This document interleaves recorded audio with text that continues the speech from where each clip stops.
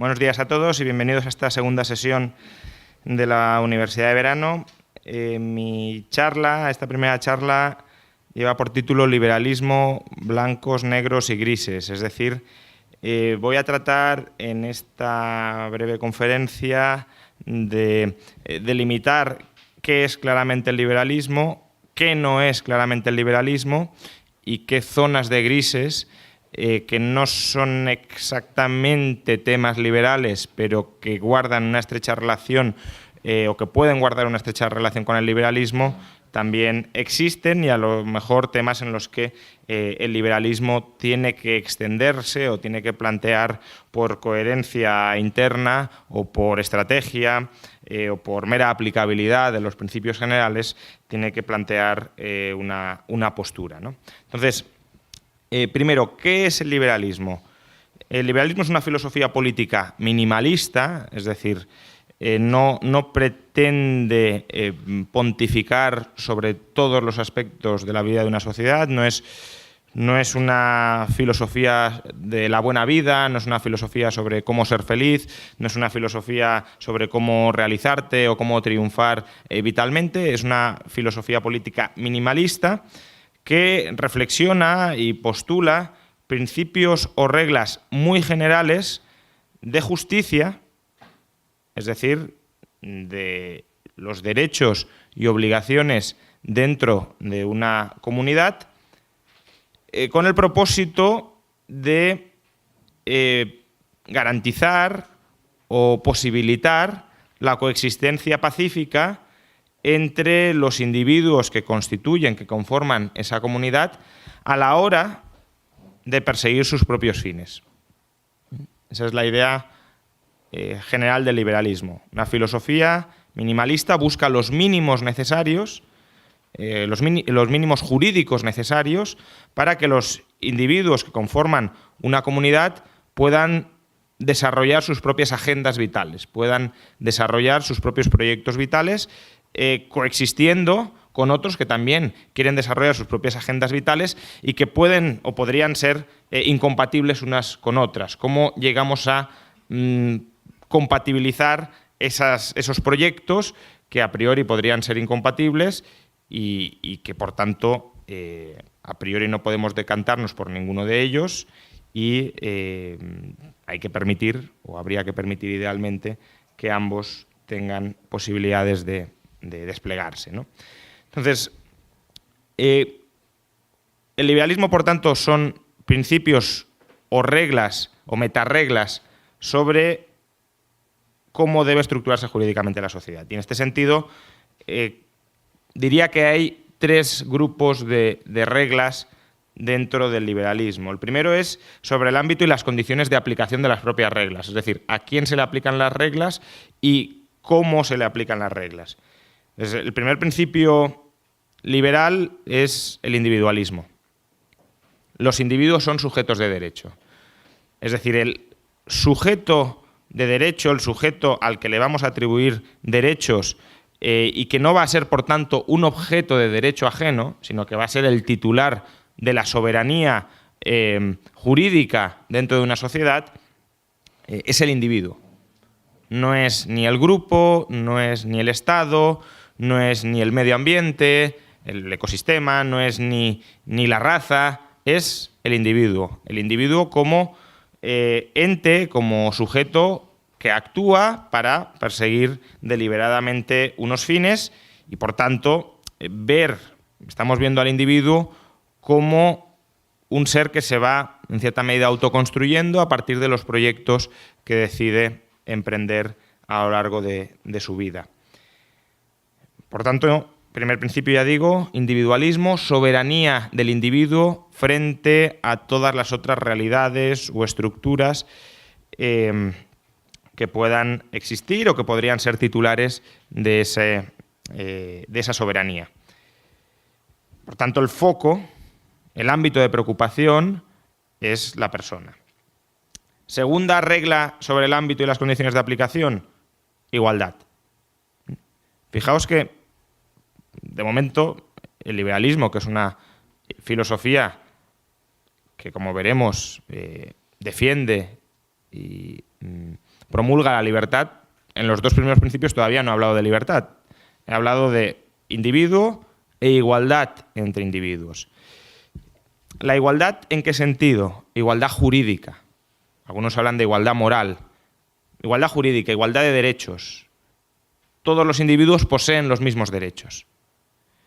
Es decir, no estamos desarrollando una filosofía política sobre los derechos de un grupo humano en particular, sino de todos los seres humanos, en términos exactamente igualitarios. Y creo que la igualdad es un valor que, como luego veremos, se han terminado apropiando otras filosofías políticas que quieren llevar esa igualdad mucho más allá que la igualdad minimalista que defiende el liberalismo, porque es una filosofía minimalista, mínimamente invasiva, que es la igualdad jurídica. Y ya digo, es un valor absolutamente incardinado en la tradición liberal. Por ejemplo, Hayek dice: la lucha por la igualdad formal y contra toda discriminación basada en el origen social, la nacionalidad, la raza, el credo, el sexo, etc., sigue siendo una de las características más importantes de la tradición liberal. O Mises: el pensamiento liberal siempre se ha preocupado por el conjunto de la humanidad y no por sus partes. El liberalismo no se detiene en grupos limitados, no termina en la frontera de la aldea, de la provincia, de la nación o del continente. Su pensamiento es cosmopolita y ecuménico, toma en consideración a todos los hombres y al mundo entero. En este sentido, el liberalismo es humanismo y el liberal es un ciudadano del mundo, un cosmopolita. Cosmopolita en el sentido de todas las personas, independientemente de su origen, raza, sexo, orientación sexual, tienen los mismos derechos, más allá, por tanto, de fronteras políticas, de fronteras religiosas, de fronteras culturales. Individualismo e igualdad. Sujeto de derecho individuo, todos los individuos tienen los mismos derechos. ¿Pero qué derechos? Este sería el otro bloque sobre cuáles son los principios básicos del contenido de las reglas liberales. El primer principio básico, claro, es la libertad. El derecho fundamental de toda persona es la libertad. Libertad entendida como la capacidad o el derecho a desplegar tus propios planes de acción. Lo que pasa es que, claro, al desplegar tus propios planes de acción, esos planes de acción pueden colisionar con otros planes de acción. Como decía, hay planes de acción que pueden ser incompatibles, o un plan de acción puede requerir la cooperación con otro que a lo mejor, precisamente porque no quiere cooperar, vuelve tu plan de acción incompatible si él no coopera, o imposible si él no coopera. Entonces, ¿cómo se estructura la libertad? Se estructura permitiendo que cada cual despliegue su plan de acción sin violentar los planes de acción de otros. Es decir, precisamente porque todos los planes de acción merecen a priori una misma consideración jurídica o una misma protección jurídica, nadie puede pisotear el plan de acción de otro, porque si lo hiciera estaría imponiendo su plan de acción sobre el del otro y, por tanto, ese otro no tendría el mismo derecho a la libertad que el primero. Por tanto, para compatibilizar los planes, al menos desde una perspectiva, ya digo, general, cualquiera puede actuar siempre y cuando no impida la acción de los demás, siempre y cuando no pisotee la acción de los demás. Y aquí la idea de coexistencia, de coexistir, es clave. Es decir, uno puede decir: tú me pisoteas porque no me haces caso, pero para obligarte, si te obligo a que me hagas caso, soy yo el que te estoy pisoteando a ti. En cambio, si cada cual desarrollamos nuestros propios planes sin que ninguno interfiera sobre el del otro, nadie pisotea a nadie. Vivimos en realidades separadas, si lo queréis, y cada uno en esas realidades separadas es capaz de desplegar su proyecto. Por tanto, derecho fundamental del liberalismo, la libertad entendida en la tradición no liberal, con matices, claro, pero como un principio de no agresión. Es decir, nadie puede agredir a otro, nadie puede convertir a otro en su esclavo, en su siervo, nadie puede imponerse sobre el otro a la hora de darle órdenes o amenaza de utilizar la violencia en caso de que esas órdenes no sean cumplidas.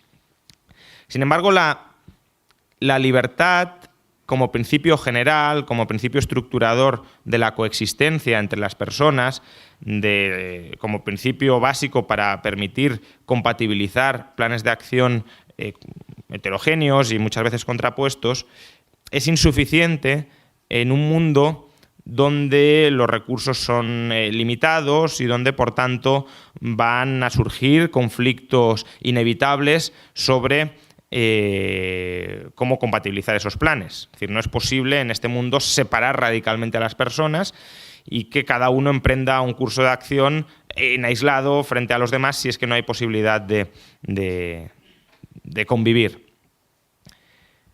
Particularmente los conflictos se pueden dar en dos ámbitos. Uno, en el ámbito de los bienes materiales y otro en el ámbito de las personas o de las acciones deseadas. Por tanto, necesitamos otras reglas que de alguna manera desarrollen este principio de libertad, pero aplicado sobre objetos externos en los que pueda haber disputas. El primer principio que permite desarrollar este principio de libertad a la hora de dilucidar los conflictos o de resolver los conflictos que existen alrededor del mundo material es el principio o el derecho de propiedad. ¿Qué es el derecho de propiedad? Que cualquier persona puede incorporar cualquier bien dentro de sus planes de acción siempre que haya adquirido ese bien pacíficamente. ¿Cómo se adquieren los bienes pacíficamente? Si los bienes no son de nadie, es decir, si los bienes no han estado previamente incorporados en ningún plan de acción, ni por tanto nadie los estaba utilizando y por tanto nadie los estaba empleando para satisfacer sus planes vitales, pues simplemente apropiándotelo sin por tanto sustraérselo a nadie. Una vez te lo apropias y una vez lo incorporas a tus planes de acción, una vez ese objeto se vuelve parte indispensable en tu proyecto vital, cualquiera que esté sustrayéndote ese bien está atentando contra tu plan vital. Entonces, en la medida en que nadie tiene derecho a atentar contra los planes vitales de otros, nadie tiene derecho a imponer su propio plan vital sobre los de otros, la propiedad, el disfrute del medio pacíficamente adquirido para completar tus proyectos vitales se vuelve parte inseparable de esa defensa de la libertad personal. Pensad que sin propiedad la libertad personal quedaría tremendamente aguada o tremendamente vaciada. Si todo fuera de todos, por ejemplo, que sería una posible alternativa, en realidad no existiría libertad. Lo que existiría es una licencia que todos, a lo mejor democráticamente o a través de un líder capaz de movilizar voluntades, una licencia que el grupo le otorgaría a una persona para que pueda disfrutar de algunos, pueda perseguir algunos fines o no. Imaginad que la comida se distribuyera en función de lo que el grupo quisiera. Pues evidentemente el grupo podría decidir matar de hambre a una persona. O imaginemos que el papel o los ordenadores se distribuyeran según lo que el grupo quisiera. En ese caso, también, ¿cómo podría un individuo tratar de desplegar su libertad para investigar, para criticar, para desarrollar ideas, cuando los medios materiales que necesitas para realizar cualquiera de esas actividades son propiedad del grupo o caen bajo el dominio del grupo y, por tanto, el grupo es quien decide qué se hace y qué no se hace? Por tanto, para que el plan vital de cada persona se pueda desarrollar, es necesario la posibilidad de apropiarse de medios o de aquellos medios que necesita para desarrollar ese plan vital, respetando esa misma capacidad de apropiación de medios de otras personas a la hora de desplegar sus planes vitales. Y, por supuesto, la otra vía de adquirir pacíficamente la propiedad es con la transmisión. Es decir, si yo soy propietario y te regalo, te vendo, te entrego mi propiedad, tú devienes propietario en la medida en que yo soberanamente sobre mi propiedad he decidido renunciar a ese derecho. Por tanto, la propiedad es la forma de solventar las disputas en torno a la realidad material que nos envuelve. Aquel que se haya apropiado primero de esa realidad material sin haber conculcado los derechos de los demás, sin haberles agredido, sin haberles aniquilado, sin haberles explotado, sin haberles excluido violentamente del proceso de adquisición, deviene dueño, deviene soberano de ese objeto y por tanto puede utilizarlo como le plazca, salvo evidentemente para agredir a otras personas o para pisotear los planes vitales de otras personas. El segundo principio sobre cómo regular la convivencia dentro de una sociedad es a través de los contratos, ¿bien? De la autonomía contractual. La libertad, por tanto, también comprende el derecho a obligarse en favor de terceros. Un contrato al final es renuncio a parte de mis derechos, el derecho a que no pisotees o a que no interfieras en mi plan de acción, renuncio parcialmente a que tú puedas interferir en mi plan de acción, normalmente a cambio de algo. Normalmente a cambio de que tú también renuncies a que yo pueda interferir en tu plan de acción. Los contratos son instrumentos para formalizar acuerdos sobre hacer, no hacer o dar cosas. Tú puedes comprometerte a transferir propiedad a través de un contrato, puedes comprometerte a desarrollar una determinada prestación en favor de un tercero en un contrato, o puedes comprometerte a no desarrollar una prestación en perjuicio de un tercero en un contrato. Todo eso se puede formalizar por escrito y puede haber, en ese sentido, un intercambio de derechos y obligaciones. Por tanto, los derechos y obligaciones inherentes a la libertad individual o a la propiedad son modulables, son modificables, son matizables a través de los contratos. ¿Y por qué podemos querer modular, matizar esos derechos? Porque podemos llegar a acuerdos mutuamente beneficiosos. Yo renuncio a mi propiedad sobre este coche a cambio de que tú renuncies a tu propiedad sobre esta motocicleta, intercambiando a través de este instrumento ambos bienes. O yo renuncio a mi propiedad sobre mi coche a cambio de que tú te obligues a no sé, prestarme este servicio a lo largo del próximo año. Con lo cual tú adquieres la obligación de prestar ese servicio y eso significa que tu plan de acción deja de ser enteramente soberano, porque dentro de tu plan de acción ya has de incorporar la carga de tener que realizar una prestación en favor de un tercero. Carga que, sin embargo, has asumido voluntariamente haciendo uso de esa libertad individual también para obligarte. Por tanto, si la propiedad permite regular los conflictos sobre los bienes materiales, los contratos permiten regular los conflictos sobre las acciones, sobre las interacciones entre las personas. Si yo quiero que tú hagas algo, porque lo necesito, negociamos en qué condiciones tú estás dispuesto a hacer ese algo. Porque si yo te impongo que tú hagas ese algo en favor de mí sin que tú estés de acuerdo, evidentemente sí estoy pisoteando tu plan de acción. Entonces, en la medida en que las personas sí quieren interactuar, sí quieren cooperar, el instrumento adecuado para dar cierta certidumbre, cierta seguridad, cierta previsibilidad y, por tanto, viabilizar esa cooperación en condiciones de seguridad jurídica, es el contrato. El contrato, por cierto, tradicionalmente era considerado lex privata, es decir, ley privada entre las partes. Aquello que dos partes aceptaban se convertía en ley entre ellos. No una ley general y universal, pero sí una ley entre esas dos partes.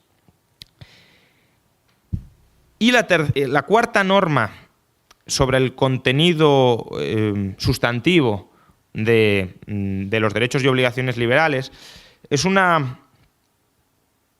principio, una norma que no siempre se expone, no siempre se pone de manifiesto y que también es muy importante porque si no las otras tres pierden gran parte de su sentido, que es la reparación.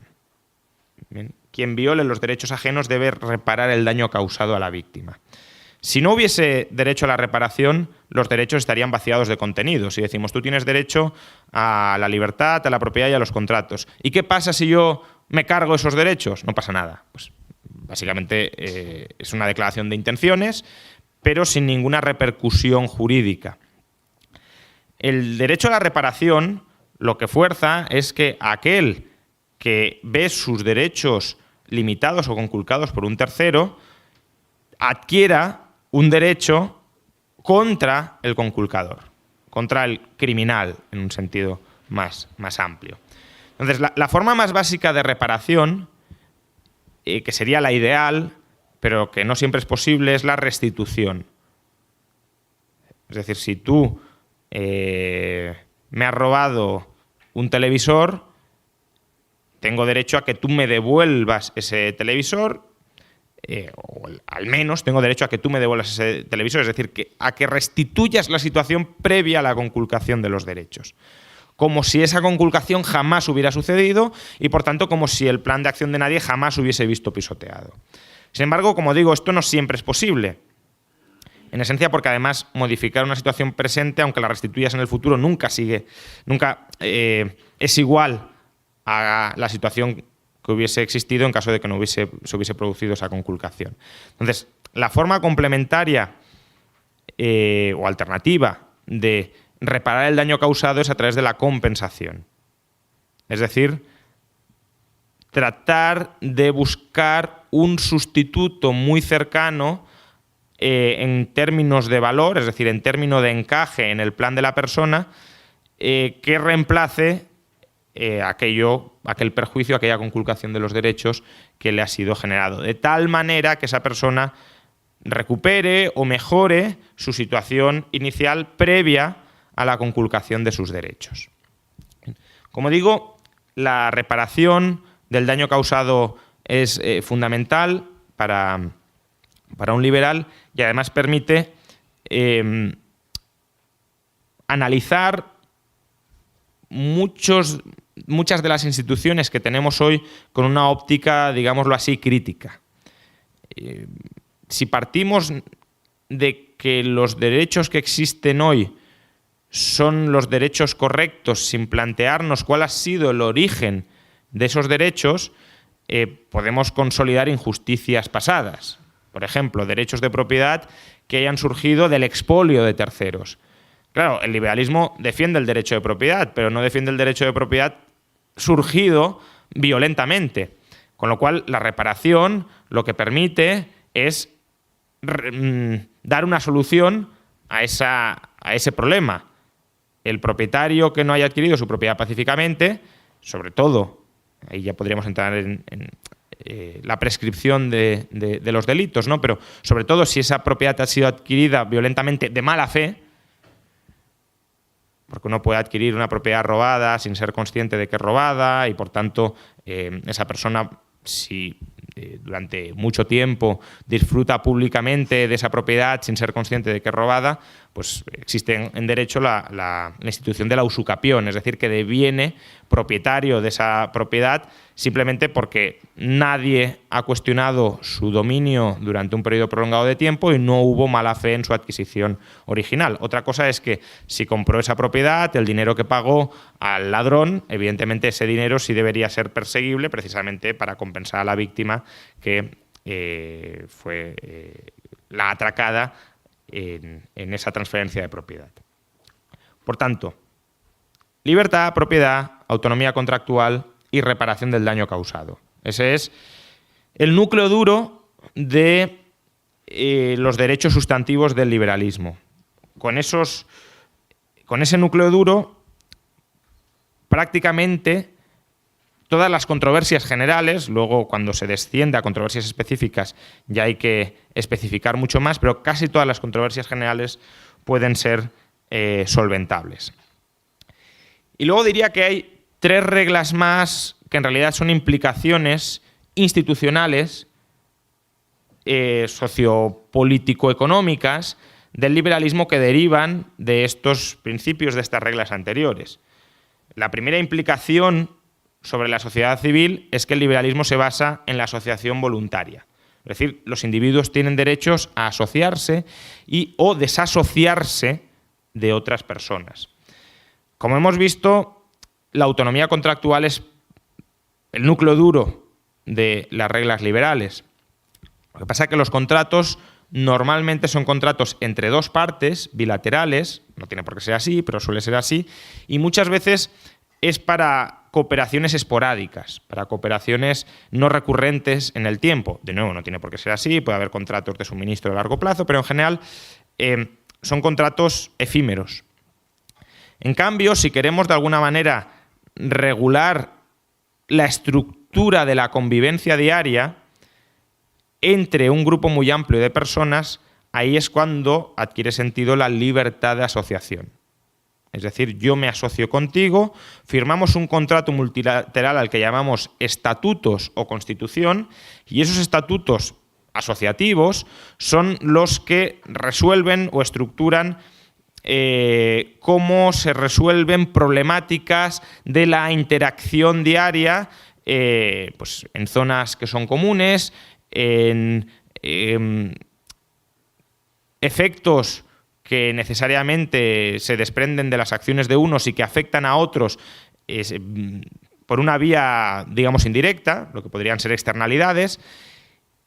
Especificamos mucho más cómo se desciende desde esos principios generales del liberalismo a la realidad, como decía, del día a día, y hasta dónde llega la propiedad, cómo se transfiere concretamente la propiedad, cuáles son las características formales que debe tener un contrato para que todos reconozcamos que es un contrato y no un mero desideratum o una mera promesa sin voluntad de obligarse. Todo eso es lo que al final se genera a través de la asociación o desasociación voluntaria, porque la otra parte de la desasociación es justamente que nadie está obligado, sobre todo si no ha prestado su consentimiento expreso original, nadie está obligado a vivir dentro de una asociación o de una comunidad amplia, como decía, donde él no ha prestado ese consentimiento y por tanto donde se le están imponiendo unas reglas que él jamás ha consentido, sobre las que jamás ha consentido y que desbordan con mucho esa ética minimalista del liberalismo. Por tanto, posibilidad de entrar en asociaciones y de salir de asociaciones. Si no existe posibilidad de salir de ciertas asociaciones en las que uno no ha entrado voluntariamente y aceptando ciertas reglas, incluso diría yo, aunque esto da para debate, incluso si las has aceptado sin cláusula de salida, denegar la cláusula de salida bajo cualquier concepto te termina convirtiendo en una especie de siervo o esclavo que en cierto modo atenta contra los principios nucleares del liberalismo, pues imposibilitar la salida, imposibilitar la separación, la secesión, en última instancia te convierte en rehén de un grupo y de un conjunto normativo que tú no has aceptado. Bien, ese era el corolario para la implicación para la sociedad civil, asociación y desasociación. La implicación para el mercado sería el libre comercio. Los individuos tienen derecho a cooperar y competir con otros individuos a la hora de producir y distribuir bienes. El modelo económico del liberalismo es el libre mercado. La concurrencia para la competencia. Básicamente, cualquiera puede dedicarse a cualquier profesión, no hay impedimentos legales o gremiales que impidan, que prohíban que tú produzcas un determinado bien o servicio.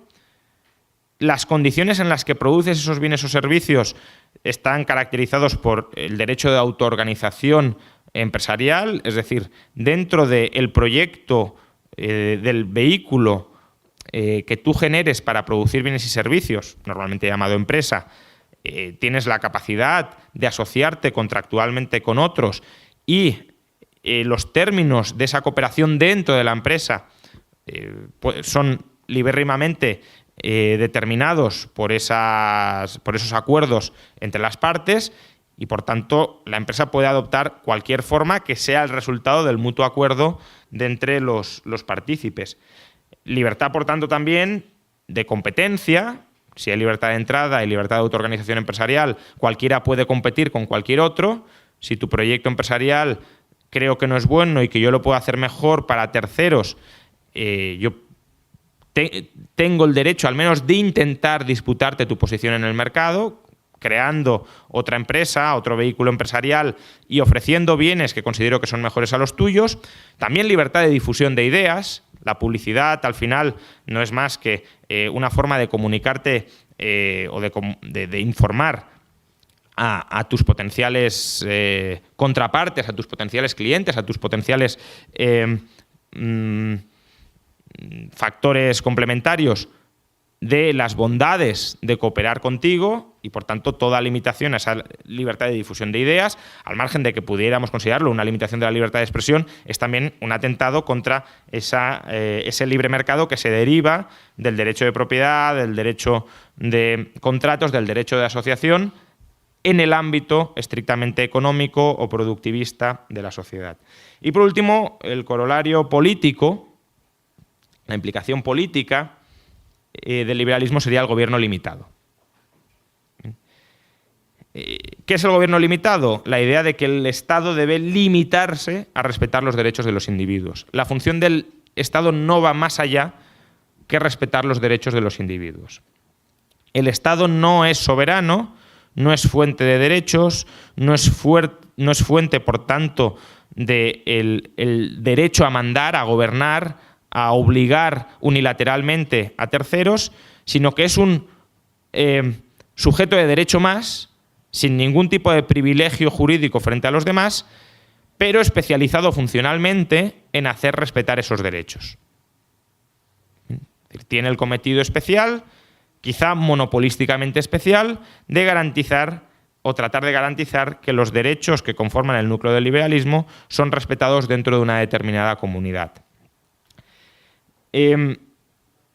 Ese respeto a los derechos del individuo, idealmente, si se pudiera, debería llegar hasta el punto de la libre asociación política con el Estado.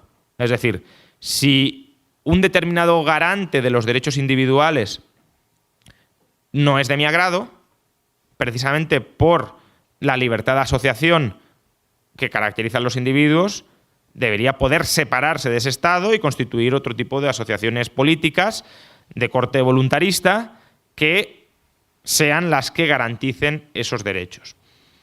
No está claro que ese modelo sea socialmente viable, quizá lo sea, no entro a ese debate.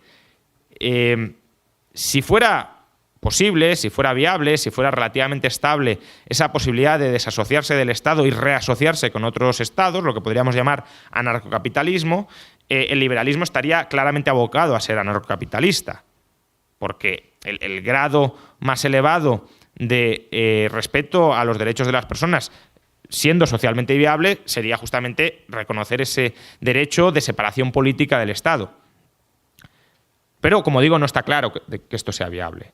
Y si no es viable, reivindicar un derecho que lo único que hace es conculcar la infraestructura que permite garantizar esos derechos, al final es hacerte el harakiri desde un punto de vista intelectual, filosófico y político.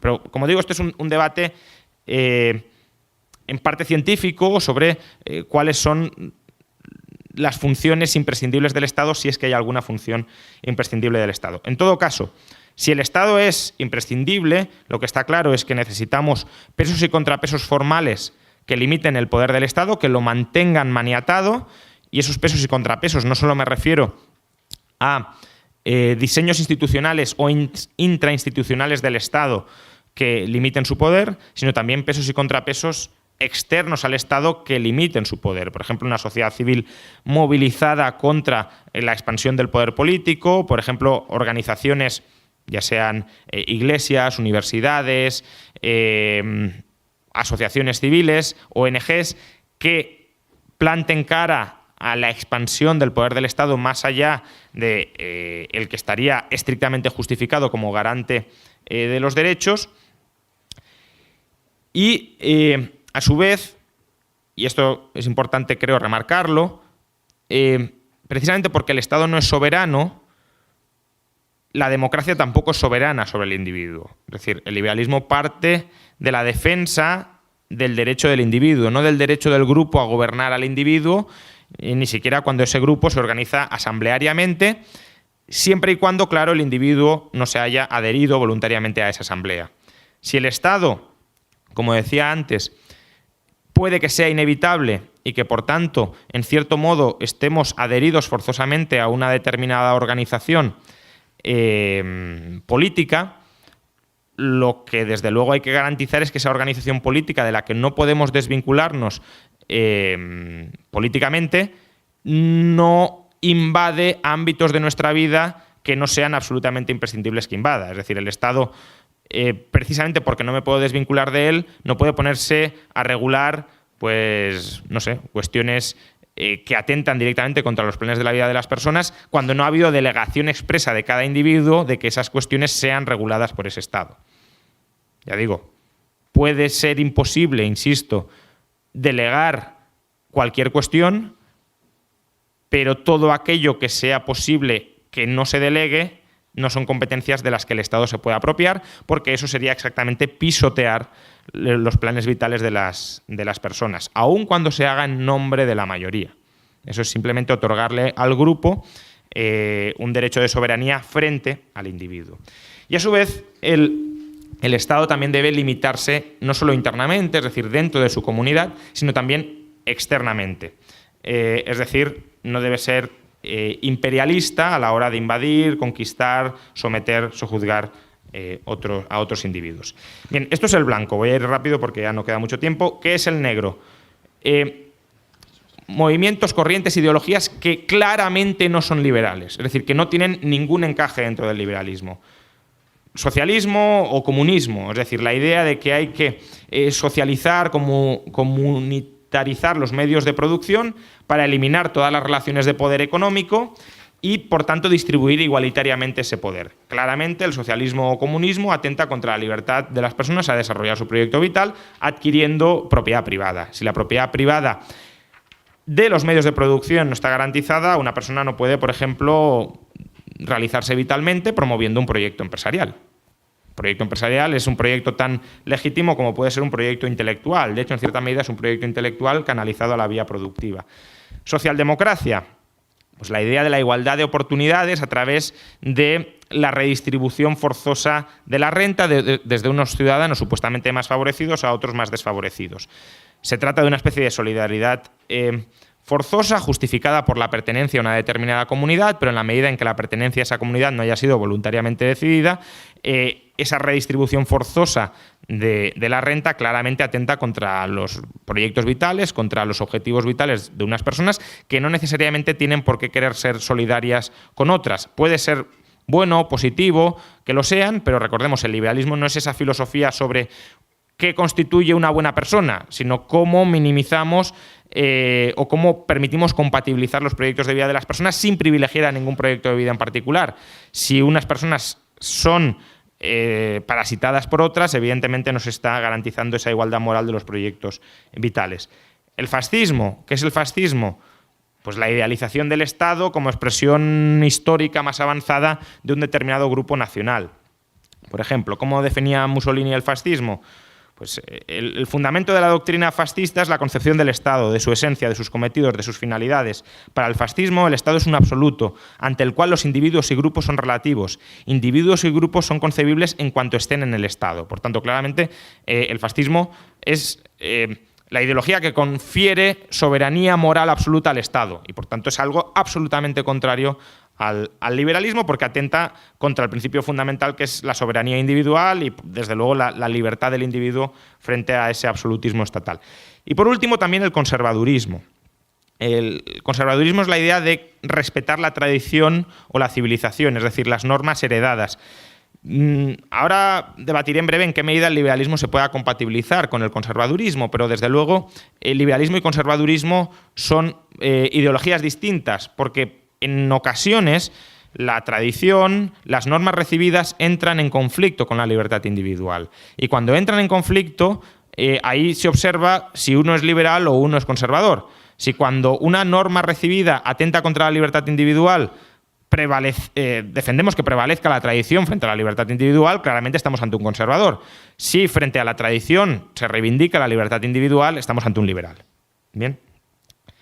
Ahora, esto es liberalismo, esto no es liberalismo, pero ¿qué puede haber entre medio que no está claro si es liberalismo o si los liberales tienen que implicarse o no? Es decir, los grises. El liberalismo, como podéis ver, no contiene un proyecto específico de sociedad. Es decir, cualquier proyecto individual o socialmente emergente que surja dentro del marco institucional jurídico que previamente he perfilado es a priori compatible con el liberalismo. Ahora bien, ¿puede el liberalismo desligarse totalmente de ciertas realidades sociales o culturales que inevitablemente matizan, cualifican o modifican o especifican sus posicionamientos en un contexto determinado? Hay un debate en el liberalismo estadounidense que es entre el liberalismo robusto y el liberalismo enclenque. El liberalismo robusto es aquel que no solo se queda o no solo se conforma con esta filosofía política minimalista, sino que trata de ver cuáles son sus implicaciones en otros ámbitos donde aparentemente no debería tenerlas. El liberalismo enclenque, en cambio, es aquel que dice no, yo me quedo únicamente con ese marco minimalista y cualquier cosa es compatible con ello.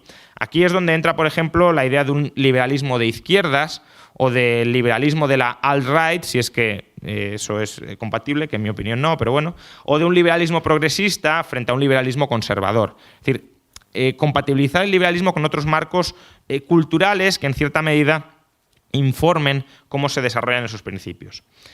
Y en cierto modo yo creo que una visión del liberalismo robusto sí es necesaria y sí es inevitable, al menos en tres ejes. El primero es a la hora de aplicar los principios liberales que he pergeñado previamente. Es decir, necesitamos un marco social o cultural donde especifiquemos esos principios. Por ejemplo, algunas preguntas que no tienen una respuesta inmediata a través de la mera aplicación estricta de los principios anteriores, si no complementamos con otras ideas no esencialmente liberales, pero que necesita el liberalismo para tener un posicionamiento. ¿Cuál es la unidad que constituye al individuo y, por tanto, al sujeto de derecho? ¿Los animales son sujetos de derecho o no son sujetos de derecho? ¿O solo son las personas? Bueno, aquí tenemos que debatir si los animales son sujetos de derecho o son las personas, y si los animales no lo son, habrá que establecer diferencias cualitativas que incluso van más allá de la filosofía política liberal de por qué los animales no y las personas sí. Luego, ¿qué es un ser humano? Durante muchos años se decía que los negros no eran seres humanos. Por tanto, el racismo, como una ideología que, en principio, hay algunos que dicen un liberal puede ser racista. Bueno, claro, un liberal puede ser racista atentando contra la igualdad del ser humano, porque estás descualificando como sujetos de derecho a una parte del género humano y, por tanto, estás renunciando a esa igualdad jurídica. O, por ejemplo, también el feminismo. Si consideramos que las mujeres son menos seres humanos, no tienen alma o son sujetos subordinados al ser humano. Entonces, el liberalismo claramente ha de tener una posición ahí, no puede decir, no, bueno, pues igualdad de los seres humanos, pero ¿qué entendemos por ser humano? ¿Están las mujeres incluidas o no? Claramente, en mi opinión, sí, pero podría haber gente que dijera no, y si es que no, ¿qué tienen que decir los liberales al respecto? ¿Se tienen que quedar callados o tienen que refutar esos planteamientos machistas o racistas? Claramente creo que sí. ¿Cuándo un ser humano deviene sujeto pleno de derecho? Porque los derechos pueden existir, pero pueden estar graduados. ¿El nasciturus es sujeto de derecho o no? Es decir, ¿el aborto es un asesinato del nasciturus o no lo es? Pues eso depende de qué concepción tengamos, no solo ya de ser humano, sino también de sujeto de derecho, de cuándo empiezan plenamente esos derechos. Luego, ¿cuáles son los límites y las competencias de la patria potestad? Vale, es verdad, el niño queda subordinado a la tutela del padre, pero ¿qué puede hacer el padre en el ejercicio de su tutela? ¿Puede maltratar al menor? ¿Puede esclavizar al menor? Es decir, ¿cuál es el contenido, ya que los derechos son modulables normalmente con la responsabilidad y con la edad, cuál es el contenido de las potestades de la tutela paterna? Y luego, ¿qué pasa con la libertad de asociación tácita? Un poco lo que comentaba antes Paco, de que puede haber instituciones como el sistema de castas, donde aparentemente todo el mundo las acepta por defecto, pero realmente ha habido ahí una aceptación ¿Podemos considerar que las castas son instituciones sociales voluntarias o realmente son fruto de una opresión, de una coacción previa que no estamos detectando y por tanto no hay ahí un verdadero respeto a la libertad individual de cada cual, sino una forma de someter a las personas a través de determinadas estructuras aparentemente de aceptación voluntaria? Luego, segundo ámbito de grises, el liberalismo también ha de ser coherente con sus propios principios. Es decir, ¿por qué somos liberales? ¿Somos liberales porque, bueno, hemos caído aquí?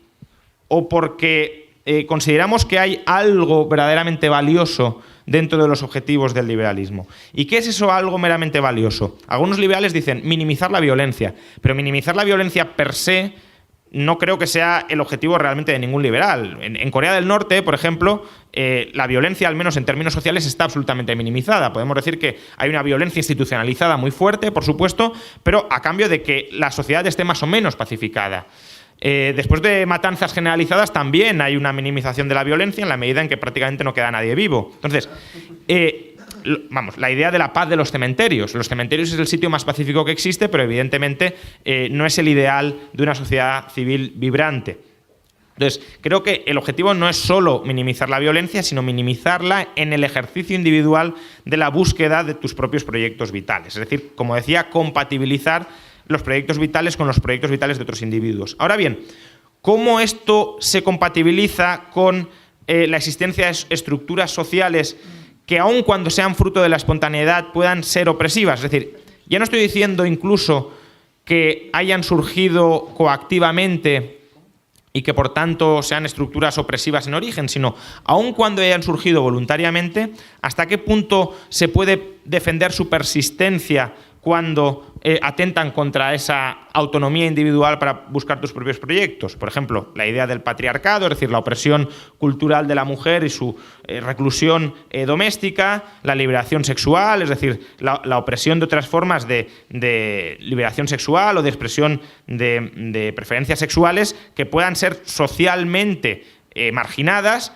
Nadie coacciona realmente a nadie, pero hay una presión social muy fuerte que la cuestión es, el liberalismo debe tratar de combatir, corregir eso, es decir, promover una tolerancia bien entendida, o como es fruto de la espontaneidad ya da igual. Si nos preocupan tanto la, digamos, autodeterminación individual, ¿en qué sentido podemos despreocuparnos de estructuras que machacan esa autodeterminación individual, aunque sea de manera no violenta? La marginación étnica, las sectas, que también pueden ser de inclusión individual, pero evidentemente destrozan la posibilidad de perseguir tus propios proyectos vitales, o las castas. Y por último, ya termino, también este debate es importante desde lo estratégico. Es decir, una sociedad libre no se mantiene, no se perpetúa en un éter institucional, es decir, hay entornos institucionales que son más proclives a que perdure una civilización, digamos, defensora de las libertades, y otras que destruyen ese marco institucional, por ejemplo, que promueven guerras civiles, matanzas mutuas o simplemente el surgimiento de un Estado opresor. Entonces, ¿debe el liberalismo tratar de promover o defender esas instituciones? Es decir, ¿cómo el liberalismo se compatibiliza con un orden liberal frente a un caos disolvente? Pues bueno, ¿qué tiene que decir el liberalismo, por ejemplo, en el debate consumismo voraz o sociedad de propietarios? Es decir, ¿el liberalismo tiene que promover la frugalidad, la austeridad, el ahorro como base de la sociedad, o da igual el cortoplacismo excesivo de las personas aun cuando consuman toda su propiedad simplemente por ser una expresión de su libre elección? Cuando digo promover no digo coactivamente, claro, sino culturalmente, divulgativamente, etcétera. Debe defender una sociedad del sálvese quien pueda, es decir, bueno, quien se muera en la calle da igual porque al final no ha habido coacción implicada, o debe promover redes sociales de ayuda mutua para tratar de dar acomodo a esas personas y que esas personas no se conviertan en elementos desestabilizadores de la sociedad liberal. ¿Debe defender la familia tradicional como único modelo en el que la sociedad pueda desarrollarse, o debe abrazar modelos de familias diversas, modernas y adaptadas a los nuevos entornos tecnológicos y culturales en los que vivimos? ¿Debe defender sociedades culturalmente homogéneas, es decir, una especie de nacionalidades cerradas, o sociedades abiertas y culturalmente heterogéneas, es decir, no el nacionalismo sino el internacionalismo? ¿Debe defender el desarme voluntario de la sociedad, es decir, que la gente no tenga armas como prevención a que puedan estallar conflictos, o todo lo contrario, sociedades muy armadas donde también puede haber conatos de estallidos violentos. Debe tolerar las ideologías que, aún sin cuestionar la igualdad jurídica de las personas, en última instancia terminan minando esa igualdad moral de las personas, como el racismo, el machismo o también el embrismo. Es decir, que si bien no disputan que todos los sujetos sean sujetos de derecho, al final, si empiezas a establecer verdaderamente diferencias morales entre las personas, en última instancia llegarás a una situación donde se plantearán que esas personas deben tener derechos distintos. O debe atacar intelectualmente tales ideas.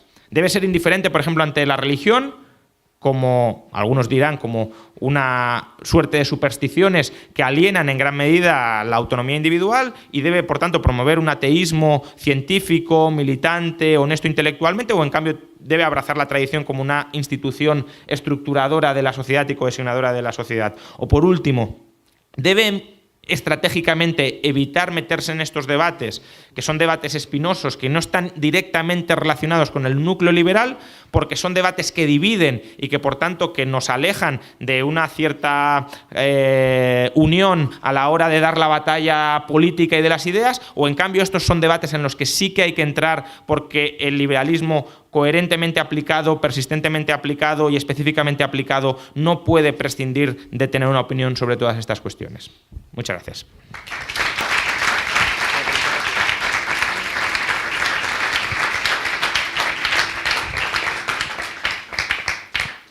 Antes de daros la palabra, yo tenía una pregunta, y es...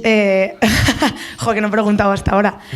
Si te parece problemática la definición de libertad como ausencia de coacción, sobre todo en el sentido en cómo se define la coacción, ¿no?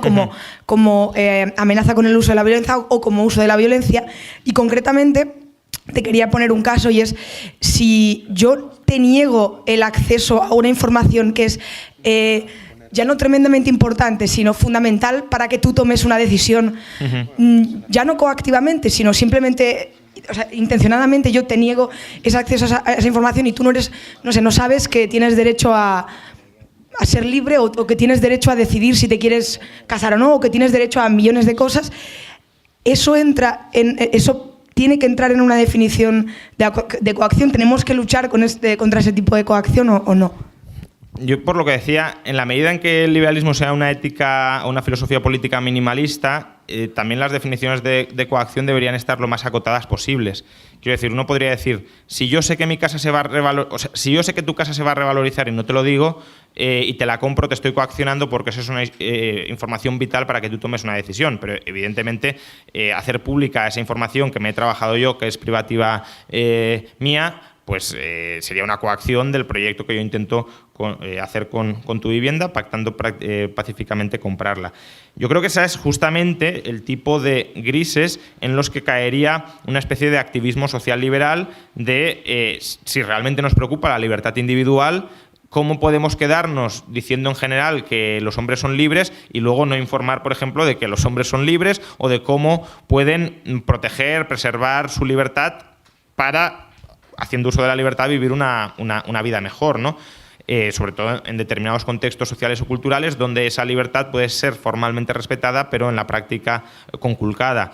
Con lo cual, en la escala de grises, como decía, creo que es donde cabe el asociacionismo civil para transmitir ideas que, si bien no afectan al núcleo estructural de las leyes o de las normas de una comunidad política, sí es muy positivo, tanto a la hora de perfilar la aplicación de esos principios, a la hora de ser coherente con los objetivos últimos de los liberales, que es, si lo queréis, la libertad individual o la liberación de cada persona a la hora de perseguir sus proyectos vitales, y de tratar de preservar el orden social liberal, donde sí es importante, ya digo, sin instrumentar la coacción, sin incluso modificar los términos en los que entendemos la coacción, tratar de influir en esas cuestiones, porque, ya digo, son esenciales para la coherencia de todo el proyecto. ¿Te parece que los liberales tienen que actuar siempre de forma ortodoxa con respecto a la no regulación de los mercados, o hay momentos en los que sí? Digo en particular una charla que tuvo Elon Musk con Joe Rogan hace unas semanas, el cual él hablaba de forma alarmista respecto a la inteligencia artificial, y que en algún momento iba a llegar a ser incontrolable por el ser humano y que por lo tanto habría que regularla para proteger al ser humano en general. Sí, bueno, a ver, hay situaciones que podríamos llamar situaciones catastróficas donde quizá los principios de filosofía política concebidos para minimizar la violencia en un orden medianamente estable, pues quizá no aplican. Ahí claramente lo que se reivindica es el famoso principio de precaución, es decir, si yo creo que algo puede generar un daño muy grande, voy a tratar de evitarlo. Pasa que, claro, el principio de precaución aplicado de manera ilimitada es un principio de paralización absoluta de las acciones de otros, incluso podría ser un principio de censura absoluta, ¿no? Es decir, como se pueden llegar a extender las ideas comunistas, voy a impedir que exista un tal señor Carlos Marx, por ejemplo, que a lo mejor... a lo mejor no, ha causado mucho más daño del que probablemente va a causar la inteligencia artificial. Entonces, tenemos que, por principio de precaución, prohibir eso. Pues hombre, cuando tú te sientes fuertemente amenazado por algo, hay una amenaza potencial de coacción muy fuerte, ahí en la definición de coacción sí que entra la amenaza de coacción y por tanto la legítima defensa, ¿no? Imagínate un señor que sepas que está medianamente desequilibrado y que va con pistolas por la calle. Pues ahí sí que no hace falta que ese señor se ponga a disparar y matar gente para tratar de detenerlo y de impedirle que cometa tales ataques. Entonces, si hay una amenaza de coacción muy evidente y muy directa, sí entra en la legítima defensa, o creo que entra en la legítima defensa, es lo que podríamos discutir en el gris y en la aplicabilidad del principio de libertad, si entra a detenerle. Pero claro, si eso lo extendemos muy laxamente, pues al final te cargas la libertad. Aquí. Mi pregunta es, ¿cómo un liberal puede ayudar a resolver externalidades negativas?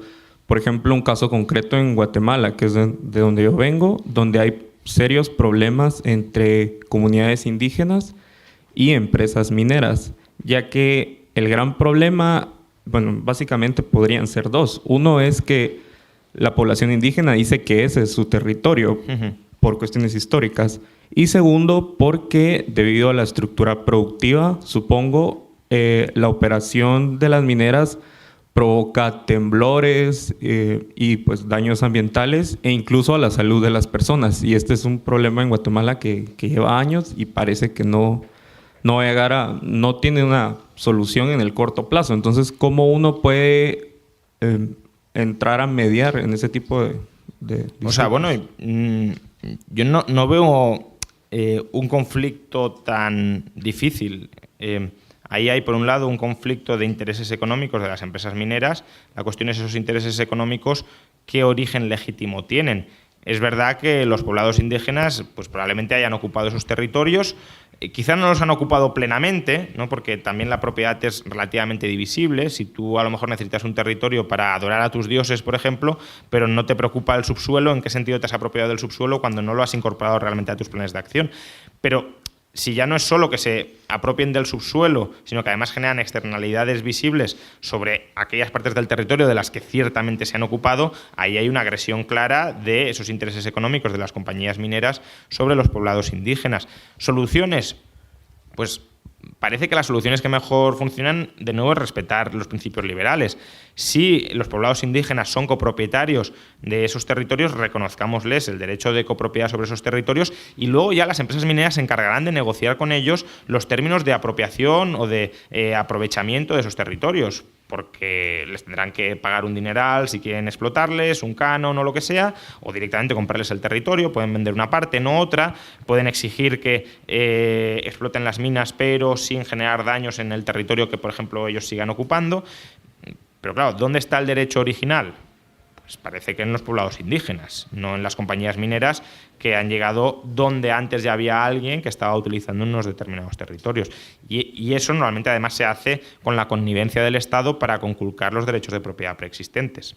Y el Estado ahí, en todo caso, insisto, lo que debería hacer es reconocer, quizá registralmente, esos derechos de propiedad o de copropiedad, pero nada más.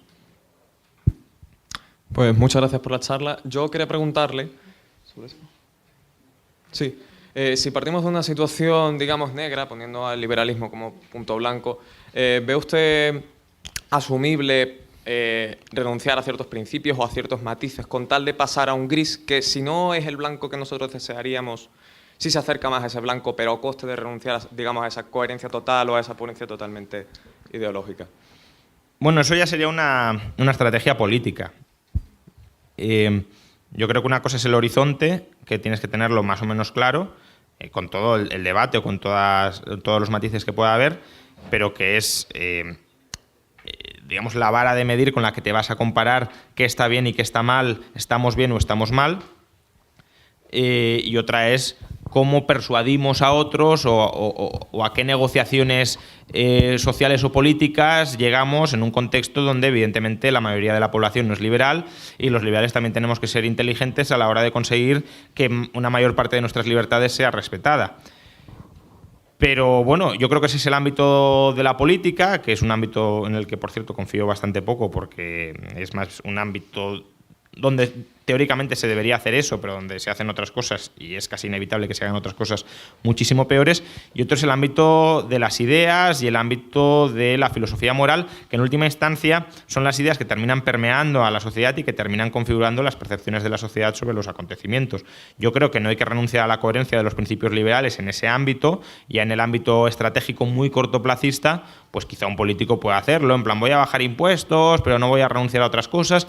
Bueno, todo lo que nos acerque al horizonte, bienvenido sea, aunque no se presente un programa maximalista, pero ya digo, eso en el caso estricto de la política. En el caso de las ideas, creo que sí que hay que ser radicales, y es decir, hay que ir a la raíz de la cuestión. Sí, ayer hice una pregunta similar. ¿Qué claves ves tú que puedan ser divulgadas de una forma sencilla a la población para poder competir con los principios no liberales o de izquierdas?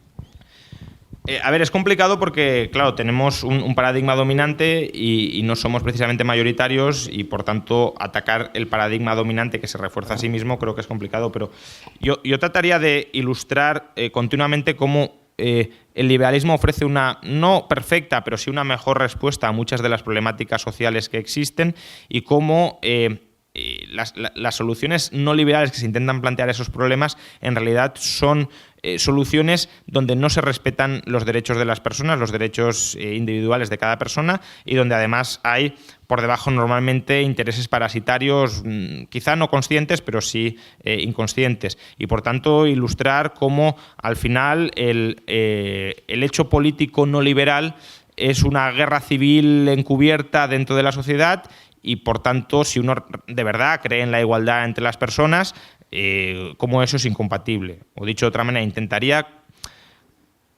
contrastar la utopía liberal correctamente entendida, es decir, como ese marco de disputa no óptimo, pero sí el mejor que conocemos de la mayoría de conflictos existentes, frente a la distopía que constituyen otros modelos de filosofía política, donde claramente no se respeta ni la libertad ni la igualdad entre las personas. No es que sea una estrategia que vaya a dar sus frutos inmediatamente, porque no es así, pero sí creo que es una forma de ir minando las bases de ese consenso no liberal que existe hoy, y que, como digo, son bases sobre las que no se suele reflexionar, y que una vez reflexionas de manera más o menos honesta, pues se te puede caer todo el resto del tenderete.